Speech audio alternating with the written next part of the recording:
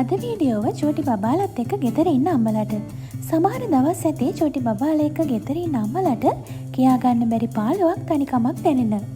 හැමදෙනාම කාර්යබහුලයි. නමුත් ඔබ ගෙදර උයනවා, පිරිසිදු කරනවා, සියලුම ගෙදර වැඩ බබාගේ වැඩ කරනවා. ඉතින් ඔබට හිතෙනවා ඇති ඔබ කරන දේවල් වල කිසිම වටිනාකමක් නැහැ කියලා. අනිත් අයට වගේ මාසේ අන්තිමට සැලරි එකක් හම්බ වෙන්නේ නැහනේ, ප්‍රොමෝෂන්ස් හම්බ වෙන්නේ නැහනේ කියලා ඔබට හිතෙනවා ඇති.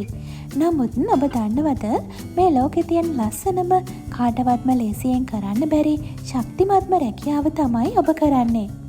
ඔබ කොහොමද ඔබවම මොටිවේට් කරගෙන සතුටින් කාලය ගත කරන්න කියලා දැනගන්න මේ වීඩියෝව ප්‍රයෝජනවත් වේවි.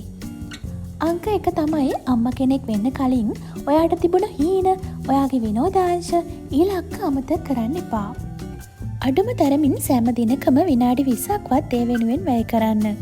කියවන්න, අඳින්න, ඔන්ලයින් ඉගෙන ගන්න, ඔයාගේ සිතුවිලි ලියන්න, ඇවිදින්න වගේ ඔයා කැමති දෙයක් වෙනුවෙන් පුංචි වේලාවක් අනිවාර්යයෙන්ම හොයාගන්න. සතුටින් ඉන්න කාන්තාවකට තමයි පුළුවන් වෙන්නේ සතුටින් ඉන්න අම්ම කෙනෙක් වෙන්න. ඉතින් ඒක ඔබ හොඳින් මතක තියාගන්න. අංක 2. ඔබ වෙනුවෙන් පුංචි වේලාවක් සෑම දිනකම වෙන් කරන්න. සතුට කියන දේ ඉතා විශාල දේවල් වලින් නෙමෙයි එන්නේ. ඉතාමත්ම කුඩා දේවල් වලත් සතුට හැංගිලා තියෙනවා.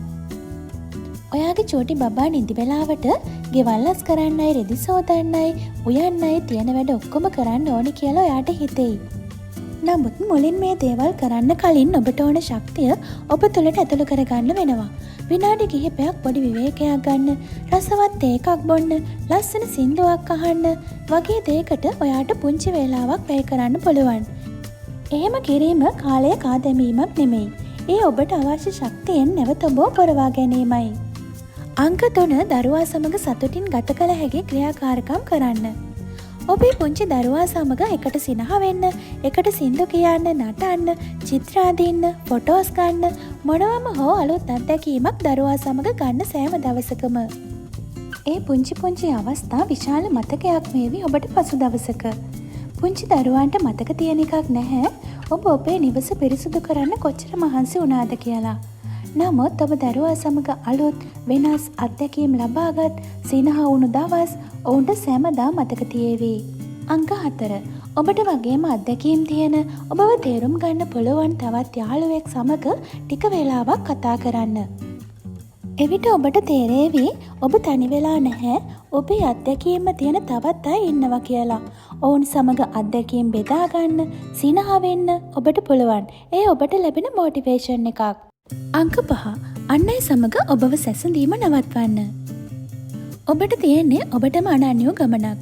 ඔබව අන් අය සමග, ඔබේ යාළුවන් සමග සැසඳීම මගින් සිදුවන්නේ ඔබ ගැන අවතක්සේරු කර ගැනීමයි. සර්ව සම්පූර්ණ මිනිස්සු මේ ලෝකේ නැහැ. සෑම කෙනෙක්ම තම තමන්ට හැකි ලෙසයි තමන්ගේ ජීවන ගමන හදාගන්නේ. ඉතින් මේ මොහොතේ ජීවත් වෙන්න. ඒ ඔබේ සිතට ශක්තියක් වේවි. ඉතින් ඔබ නිකම්ම මවක් නෙවෙයි. ඔබ තමයි ඔබේ ගෙදර හදවත. ගෙදර සිනහව, සාමය, ආදරය, ආරක්ෂාව යන සියල්ල රැඳී පවතින්නේ ඔබේ සාමකාමී සිත මත බව මතක තබා ගන්න. ඉතින් එවැනි ආදරණීය සියලු මව්වරුන්ට මේ වීඩියෝව උපහාරයක් වේවා.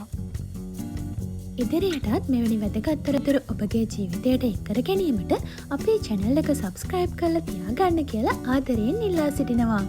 ඔබ සැමට සුබ දවසක්. බොහොම ස්තුතියි.